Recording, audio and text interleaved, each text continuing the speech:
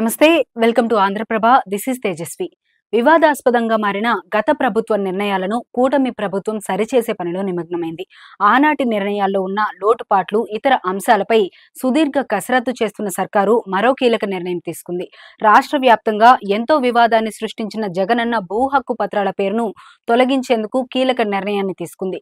గత ప్రభుత్వం ఆనాటి ముఖ్యమంత్రి జగన్ ఫోటోతో రాష్ట్ర వ్యాప్తంగా రైతులకు పాసు పుస్తకాలను పంపిణీ చేసింది. దీనిపై సర్వత్రా విమర్శలు వ్యక్తమైనా ఆనాటి సర్కార్ ఏమాత్రం వాటిని పట్టించుకోకుండా జగన్ ఫోటోలతో పాసు పుస్తకాలను పంపిణీ చేసింది. ఈ పాస్ పుస్తకాలపై రైతులు, ప్రజల నుంచి పెద్ద ఎత్తున విమర్శలు వెల్లువెత్తాయి.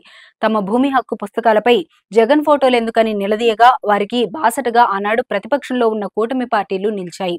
ఇప్పుడు కూటమి ప్రభుత్వం అధికారంలోకి రావడంతో ఈ నిర్ణయాలపై సీఎం చంద్రబాబు, మంత్రులు సమీక్షలు నిర్వహిస్తూ కీలక నిర్ణయాలు తీసుకుంటున్నారు. దీనిలో భాగంగా జగన్ ప్రభుత్వంలో ఆయన ఫోటోతో పంపిణీ చేసిన 20.19 లక్షల పాస్ పుస్తకాలను వెనక్కి తీసుకోవాలని ప్రభుత్వం నిర్ణయించింది.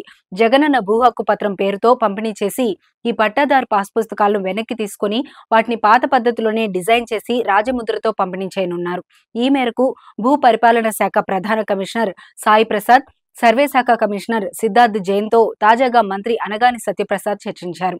రాష్ట్రంలో ఎన్నికల కోడ్ అమల్లోకి రావడానికి ముందు వైసీపీ ప్రభుత్వం 20.19 లక్షల భూ హక్కు పత్రాలను పంపిణీ చేసింది.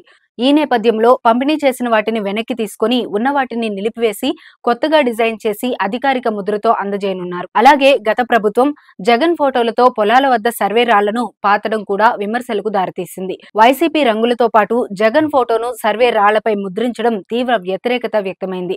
ఇంకోవైపు ఈ సర్వే రాళ్లలో కూడా భారీ స్కామ్ జరిగిందన్న ఆరోపణలు ఉన్నాయి. ఈ నేపథ్యంలోనే పాత తరహాలోనే మళ్లీ సర్వే రాళ్లను పాతేందుకు కూటమి సర్కార్ నిర్ణయం తీసుకుంది. జగనన్న పేరుతో ఆయన ఫోటోతో 74.65 లక్షల రాళ్లను పొలాల వద్ద పాతింది. వీటన్నింటినీ కూడా ఇప్పుడు తొలగించి వాటి స్థానంలో కొత్త సర్వే రాళ్లను పాతాలని ప్రభుత్వం కీలక నిర్ణయం తీసుకుంది.